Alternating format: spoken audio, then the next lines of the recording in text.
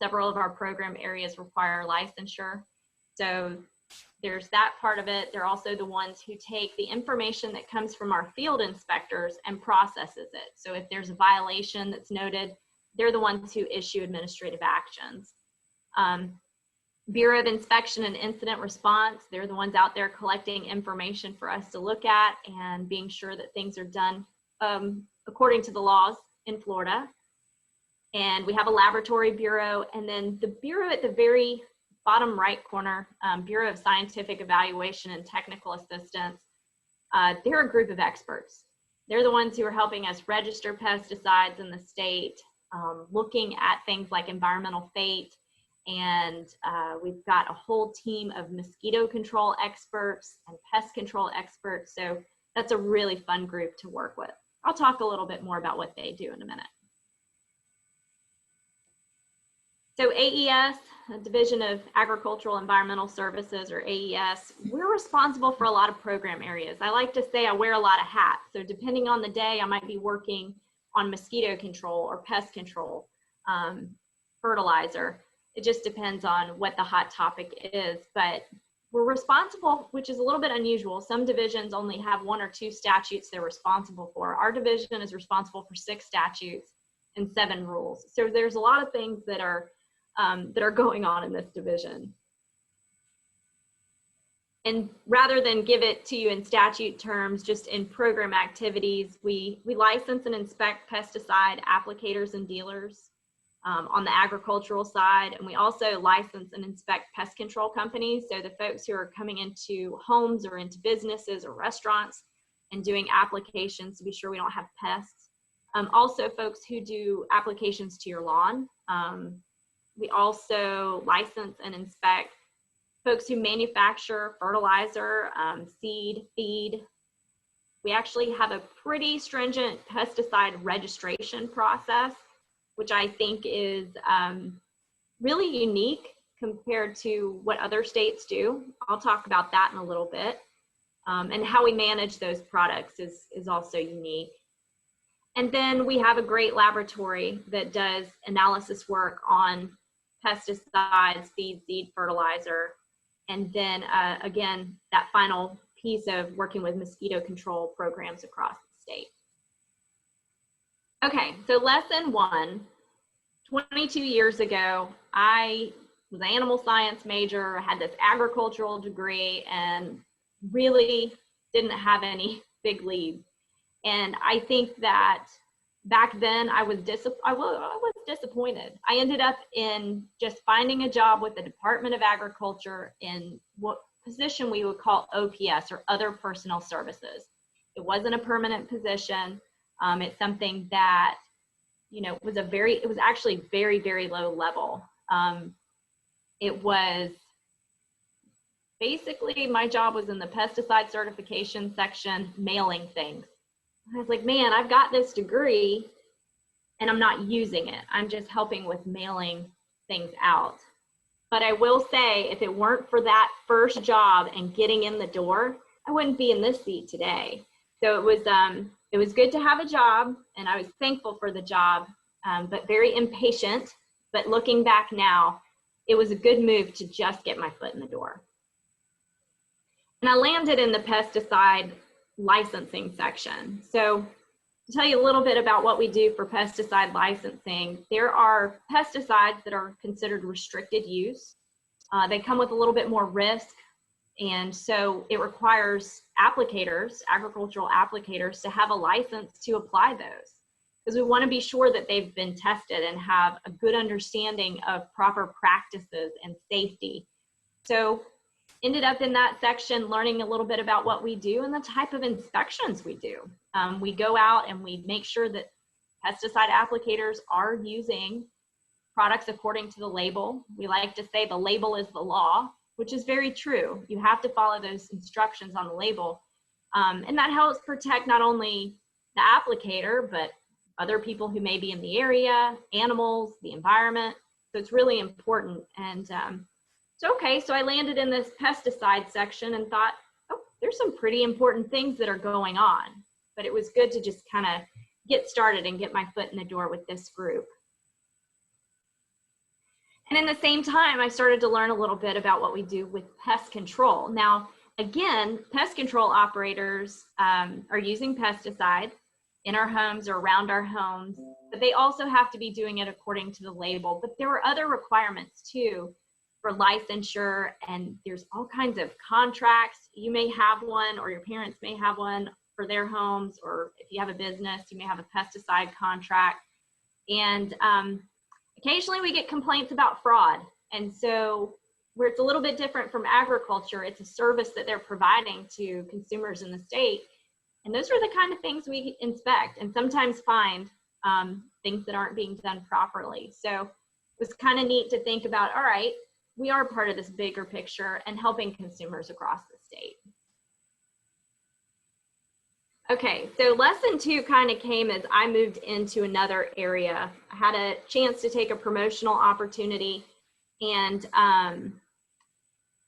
you know, it was stepping outside of my comfort zone. So I found myself in our feed section, and during that time, the manager that I had a lot of trust in me and let me go to some national meetings. Now, you know, I'm like Michael said, I'm born and raised in Tallahassee, didn't leave the Southeast, didn't leave Tallahassee too much as a kid. So now I'm getting on a plane, traveling across the country for national meetings, like the Association of American Feed Control Officials, meeting with other regulators, meeting with companies who manufacture feed, and getting some opportunities to do public speaking for bigger groups. And while that was way out of my comfort zone, I'm thankful for those experiences now because I'm more comfortable getting up in front of big groups. But I also learned some things during this time working for the feed section that really started to make the state look a little bit more attractive to stay. During that time, I learned that we have a tuition waiver program and a tuition reimbursement program. And so I started to scope out getting a master's degree in business administration, wanted to broaden out a little bit from my animal science degree, and thought that might help me if I want to get in a management role. So I looked into those programs, but there were also some other things that kind of came up that I didn't know about, like deferred compensation, which back then I wasn't sure about saving for retirement, but now it's sounding better and better. And so there's some programs that are with the state that you may not have in the private sector that started to look pretty good. There's also, if any of you have children or are interested in having kids, they have the Florida prepaid program. So you can actually put money towards your children's education in the future. And so all of those things started to come together when I landed into the feed section. Definitely stepping outside of my comfort zone, but learning a little bit more that state government work is not so bad. In the feed program, of course, being an animal science major, that was right up my alley. I enjoyed the work. We have a great laboratory that when we get complaints about animals being sick or having issues with feed, we can test for things like heavy metals, mycotoxins, pesticides, ionophores, which are antibiotics. And unfortunately, we have had some very big high profile cases, at least one, where some horses died because there was Meninsin, which is a cattle antibiotic, in horse feed. It shouldn't have been in there. It had to do with the company not cleaning out their equipment between making batches of feed. So we were able to help identify what the problem is and hopefully prevent it from ever happening in the future. So there's some really good work that goes on, and we're lucky to have a laboratory that can support those types of inspections and that expertise. We also work with the federal government on some inspections, which is a different thing that I was learning during that time. And the big thing back then was mad cow disease. And Florida having a program really helped with export of beef.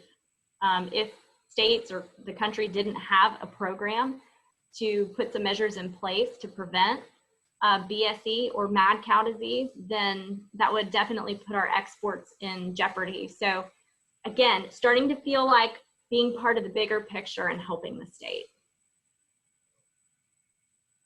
The feed and seed programs are really housed together within our division. And so even though I worked mainly in the feed program, during that time I started to learn about seed as well.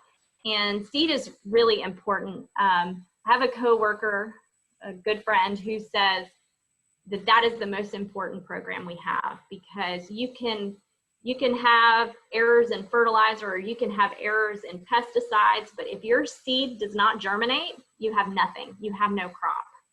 And so it was fun to see how, how the program helps growers. We want to be sure that when they buy a bag of seed, that it's actually viable. So our inspectors will go and take random samples, send them to our laboratory, and they make sure that they germinate. So we have germinators, and they also look to be sure that the seed is pure, so that if you're buying a certain variety, that's what you're actually getting.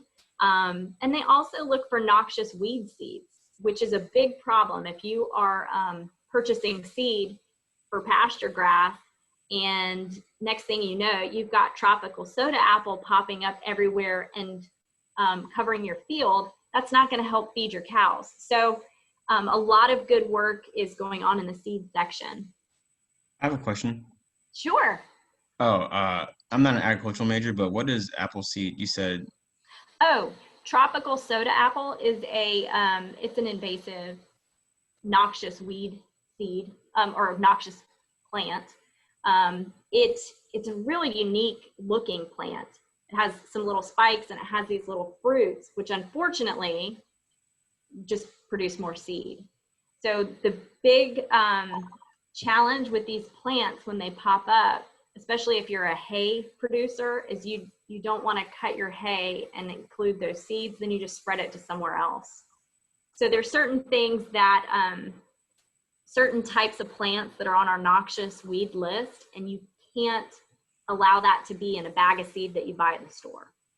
So our guys are out there pulling samples, and I couldn't do it, but I've got some really great folks who sit behind a microscope every day looking for, sorting through hundreds of seeds to see if they can find some of these noxious weed seeds in the sample.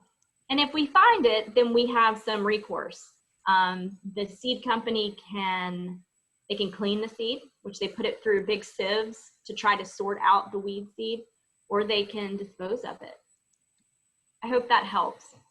Okay. No, I just didn't know what it was. I was curious.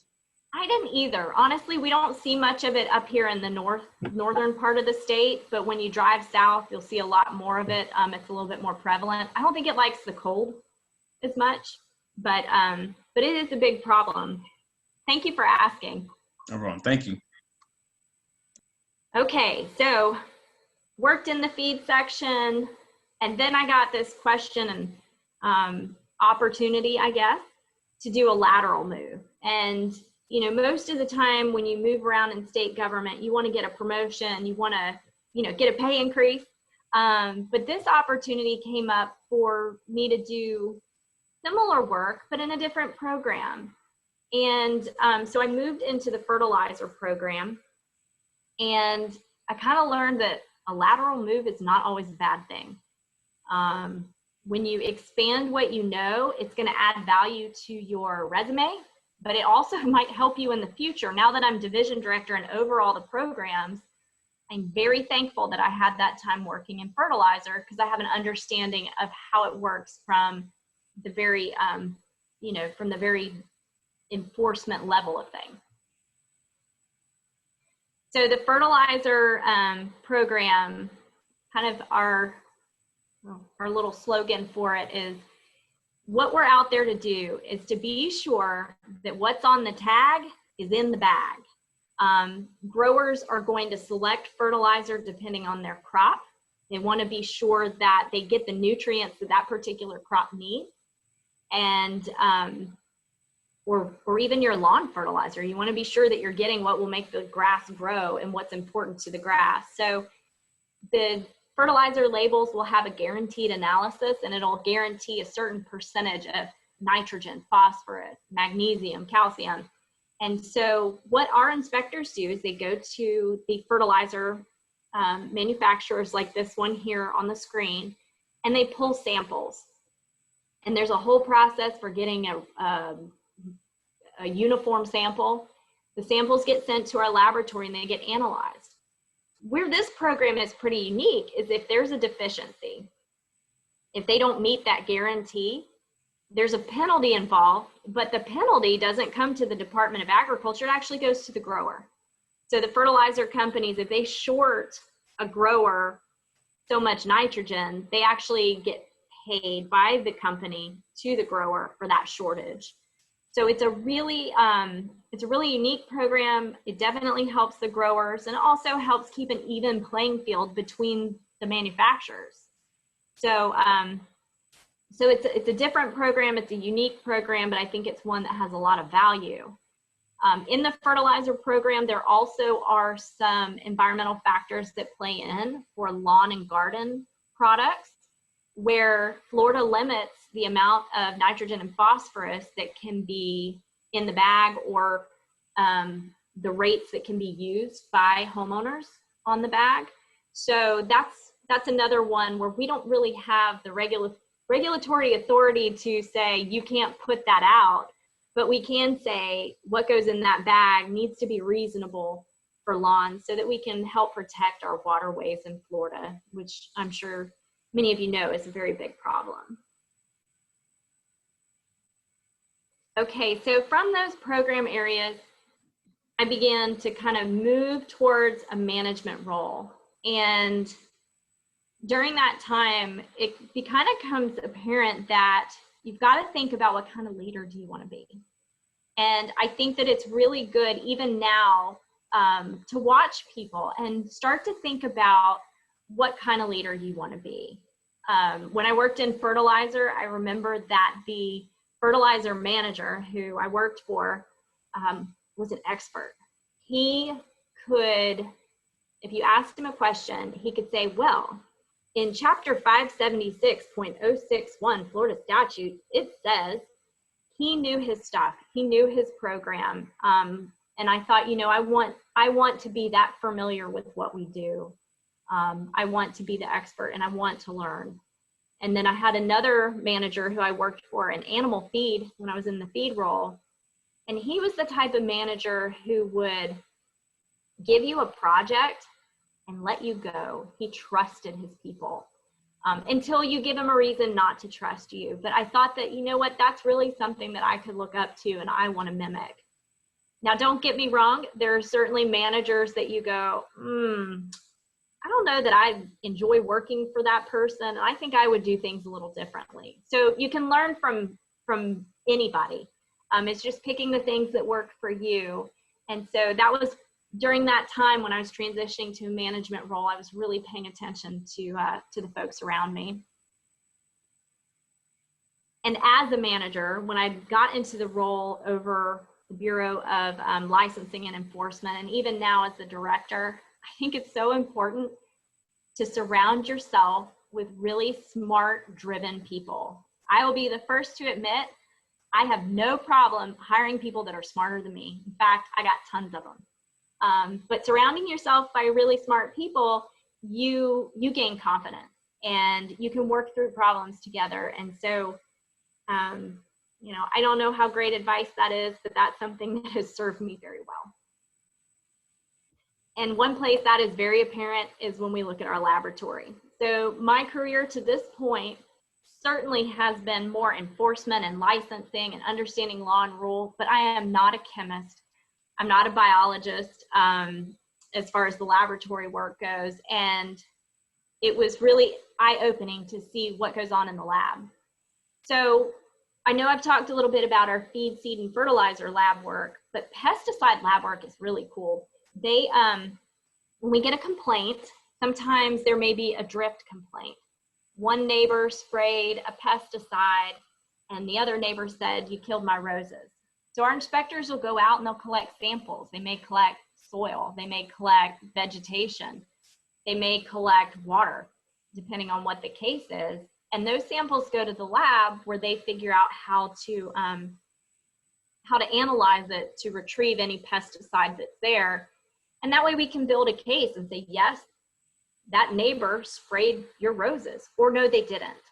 And so they've had some unique things come through the lab. We have analyzed bees. We've had bee kills where there was concern that pesticides were involved. You tend to freeze bees. And so when they collect them, we think they're dead, but sometimes they are not completely dead. That's very exciting if a bee gets loose in the lab. But we've done bees. When I asked our laboratory bureau chief, what's the most interesting thing you've done? They got vulture vomit one time. Some vultures had died and they thought it could be related to pesticides. And that was what FWC sent us. So it's a unique job. It's an interesting job. And they have to go through the process of finding methods for different types of matrices that we may receive. But it's one of my favorite places to learn.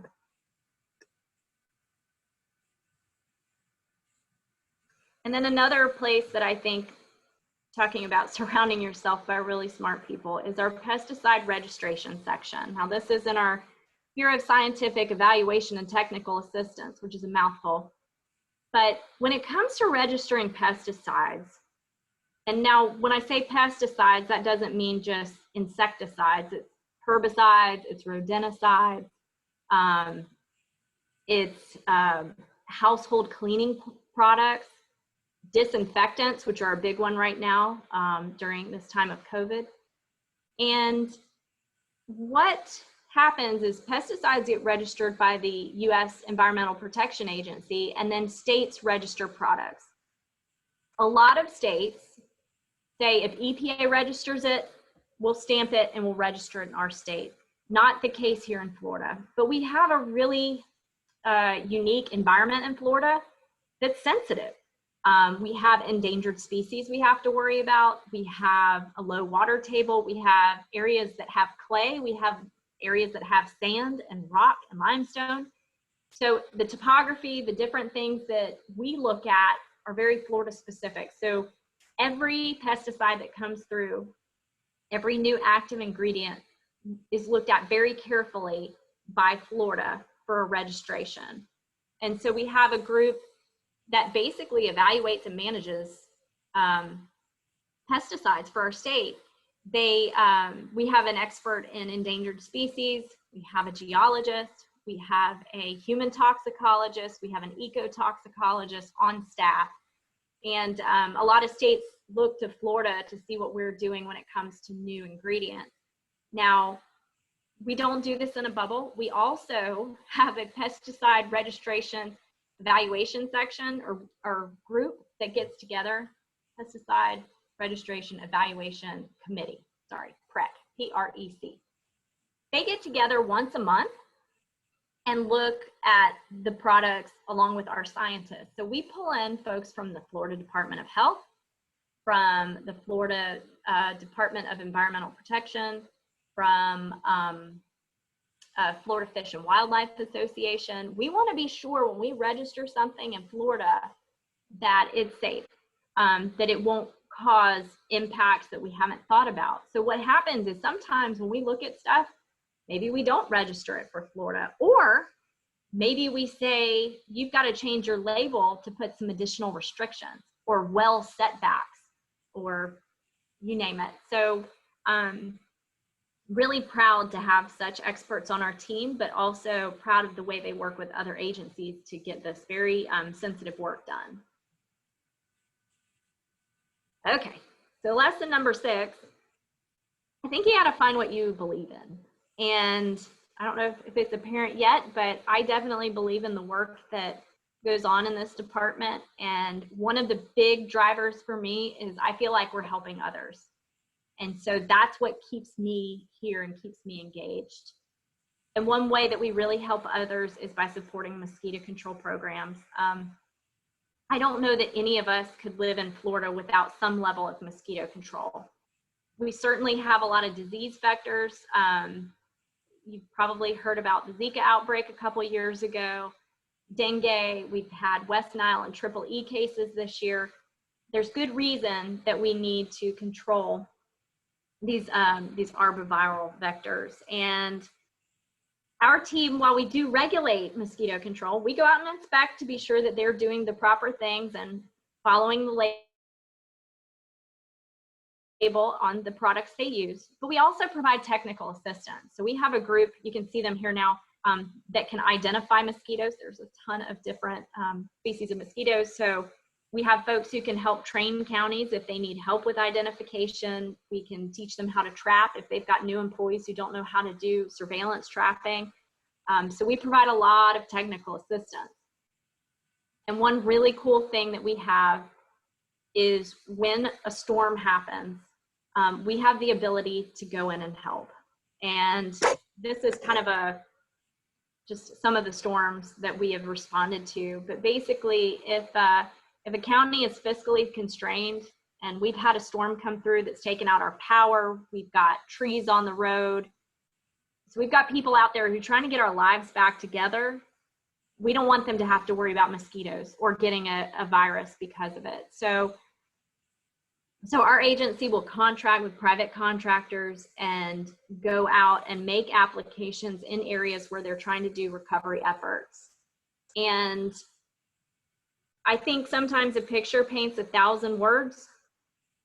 This is a picture from 2004. That's when we had 4 hurricanes, Charlie, Jean, Ivan, Francis, come through the state. It was a really bad year for hurricanes. And this is from a county in South Florida. So before we make any type of applications, we go out a day or so before and we put out traps to see how bad the mosquitoes are in that area. This picture is a tray of mosquitoes. This was from one trap put out only for one night. It wasn't out there for days. And this is what they found. And that was one of the very few times that we have sprayed for agricultural purposes, not just human health purposes. What was happening in this county is a county that has more cows than humans, I was told. The mosquitoes were so dense and so aggressive and so populated that they were suffocating cows. They were getting around their faces and actually suffocating them. So, you know, when these storms happen and mosquito control programs can't take care of things, that's when we're able to come in and help. Talk about a good feeling, getting those types of calls. Thank you for helping us. It's a really great thing we do. Is that a CDC light trap or a Sentinel trap?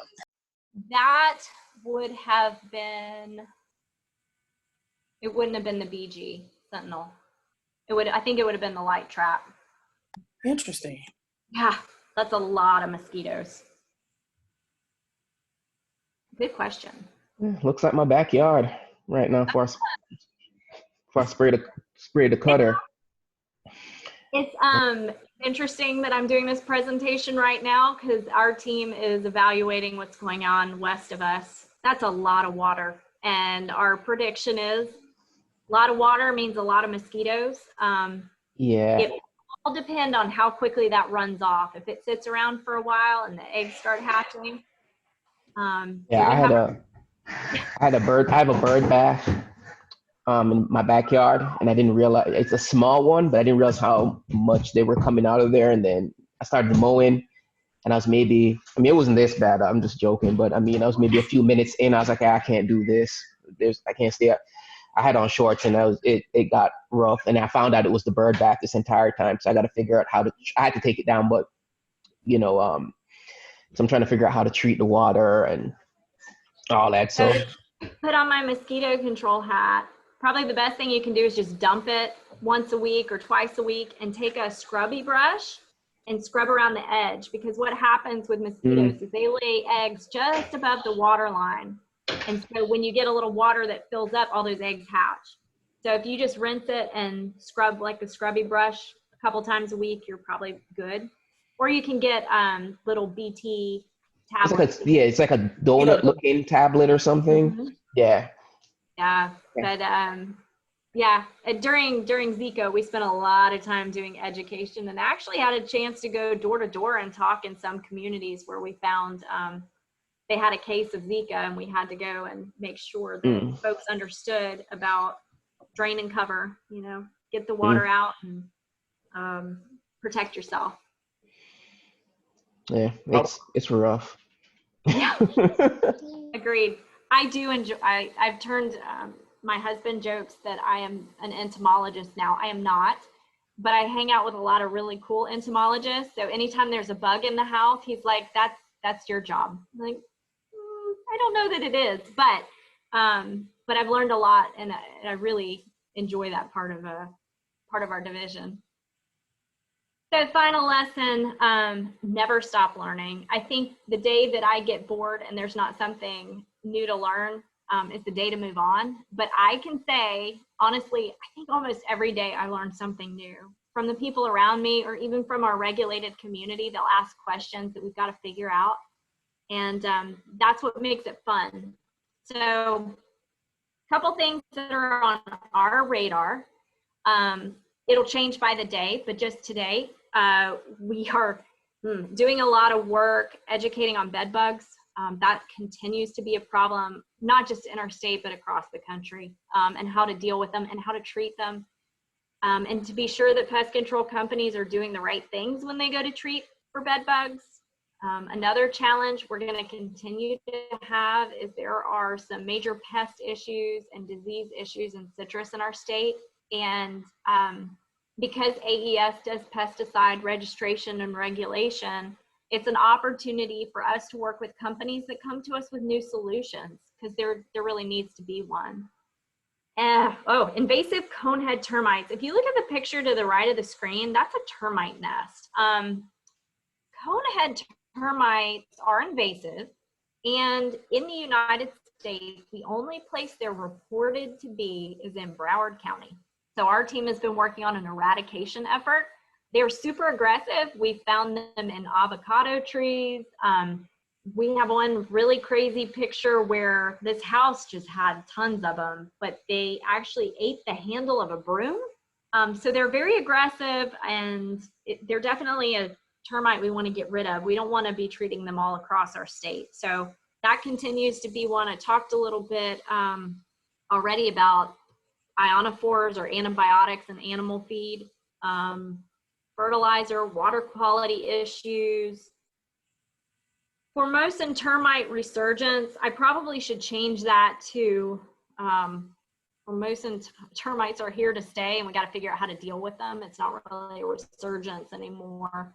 They're very prevalent in the northern part of the state, and you know, one that needs to be watched because they are more aggressive than some of our other termites, and we want to help people protect their property.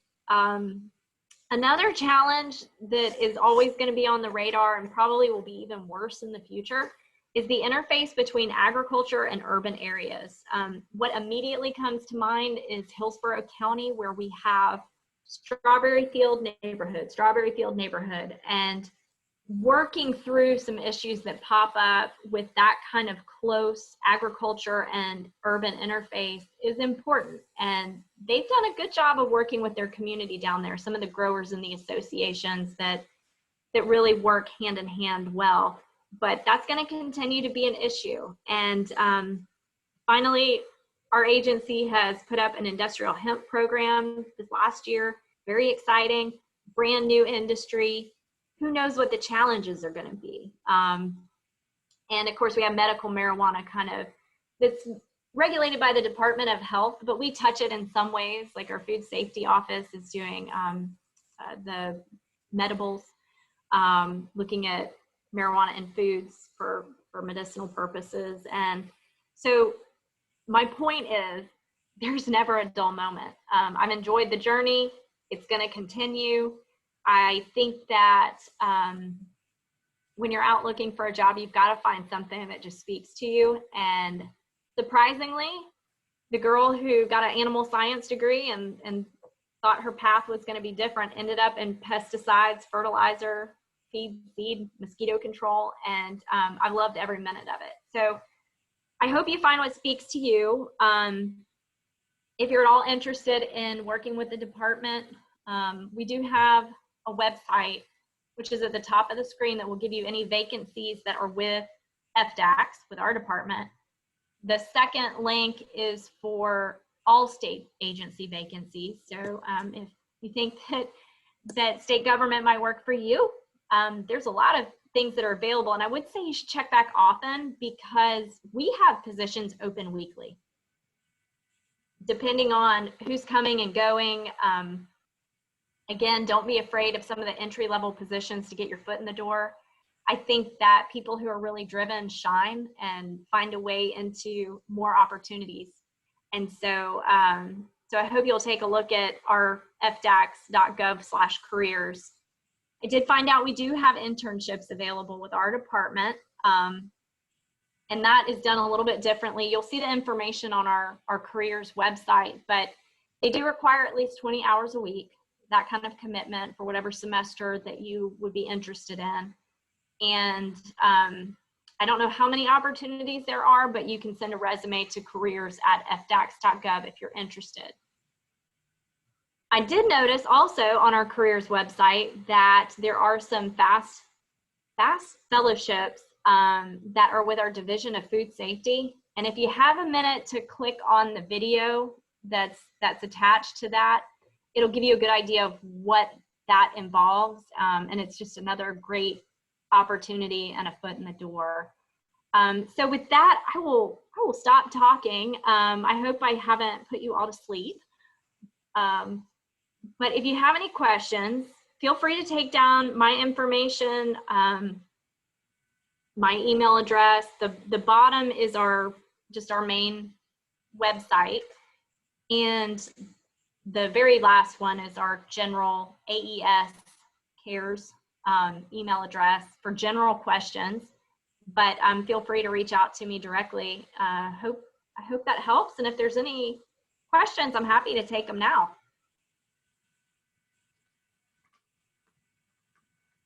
Oh, I had a question. This is earlier about the termites. Sure. You said they're invasive. I was wondering, do we know where they came from?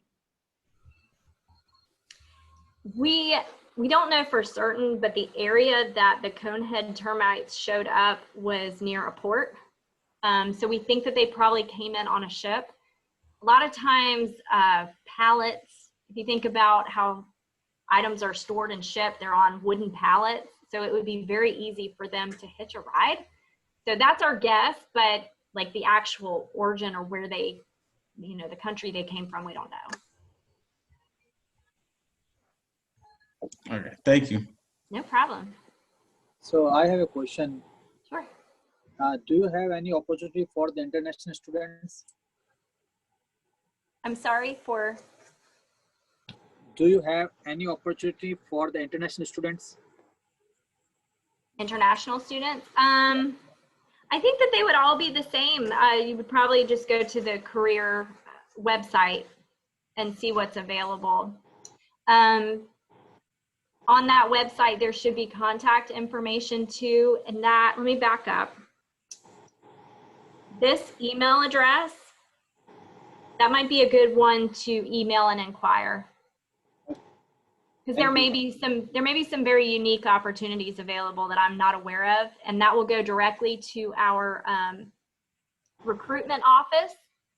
And so that would be a really good place to go and find out. Okay, thank you. No problem.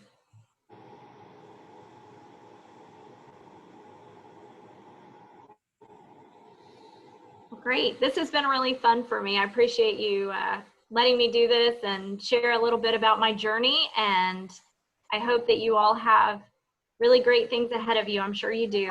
But if you're interested, come join us. It's a great age. Question. Yeah. Is FDACS actively hiring right now? Yes. Okay. So we did have some time that was slow because of the pandemic. But we are getting some movement again on positions. So I would definitely at least check back weekly, because more are kind of popping up now that we've got a little more momentum going. There were a lot of challenges, of course, at the beginning of the pandemic, and hiring did slow down. But I think we're really plowing ahead again. Hey Kelly, what are those opportunities looking like virtually for the next year? Internships, permanent, OPS. So I can't really speak to the internships. That would be something the recruitment office would have to respond to. But I can say that we are starting to hire again. It is a weird time. It is a weird time to join probably any office, but a lot of what we're doing is working remotely. So there are actually some employees who have started with our division who I have not met in person yet. But we get everyone set up to work from home who can. Our field folks are still out doing inspections. Excuse me, our laboratory folks are still coming into the office, but it hasn't changed a whole lot. But I will say that some people are starting in a virtual work experience. So it's different, but we're making it work. Okay, great. Thank you for that. Are there any more questions for Kelly? None? Hey, I well, already thank know you. more. Yeah, Kelly, again, thank you so much. Can't thank you enough. I'll send a follow-up emails to everyone. There'll be a brief survey as well. So, Ms. Lakeisha, thank you as well. And guys, please check the chat room for some updates from Mrs. Mobley Edwards as well. And I put the remind and the handshake info in as well. But until next week, y'all, thank you so much. Unless Kelly, you have anything else you want to insert, or Ms. Mobley Edwards? No, that's it. I just wanted to again thank you, Kelly, so much for coming on and speaking with us. So it was very informative. So thank you so much. Great. Well, I wish you guys all luck, and I'll send you the information. So if you want to share, especially this last slide of our contact, so that if folks have interest in joining the department, they'll know where to go. Awesome. Thank you. Great. Thanks again. Thank you. Thank Take care. Thank you. Take care, everyone. you.